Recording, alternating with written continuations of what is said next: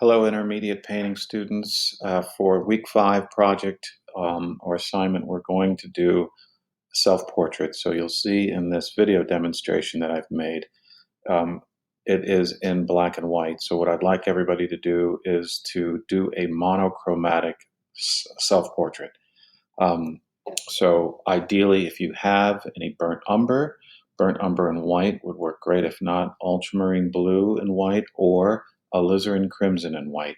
And what you're really going to work on is trying to organize the drawing. Now you're going to need a mirror and a place in your home that has ample light so that you can, in fact, get the most out of your visual resource, which of course is going to be the reflection that you see in the mirror. Once you've set yourself up, I'm going to go ahead and play this video and you can begin to see how to proceed. So right away in the beginning, you can tell that I'm not trying to be specific at all. In fact, I'm making an effort just to get comfortable with understanding some things as far as straight lines, simple curves, some just big basic values. And I want you to see how those values, as well as any kinds of lines that I've used in the beginning, begin to find their place inside and outside of the head. So an example would be, not just painting inside your head, but rather seeing values that exist in and around to help you find the placement, the proportion, and ultimately the likeness of your head. So as you go in and out, you'll begin to see how things begin to form. The concern obviously is that you're looking for patterns of light and dark. So dark to light, light to dark, dark to light, and so on, so that the planes and the structural integrity of the thing in which you're looking at, which is yourself, becomes more and more apparent as you go along.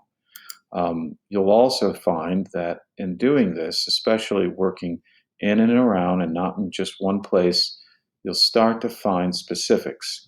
That's to say that the description of eyes, ears, and noses and all those kinds of things will happen.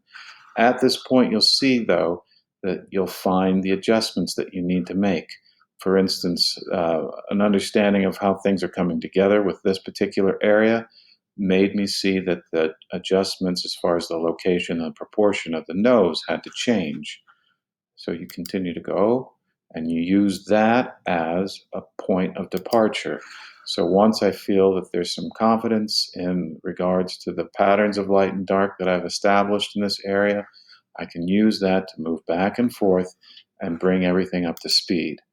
And so you continue to go around working inside and outside.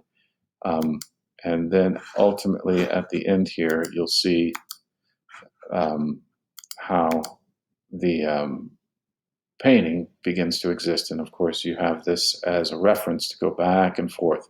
And listen, it's not going to look like you in the beginning, not for a while. You have to continue to push past plateaus and any sort of self-conscious feelings of it not resembling you so that you can find the placement of everything structurally. Remember, you're not painting faces, you're painting a head. A head has a structural integrity, and it has to be found in relationship to everything around your head. Okay?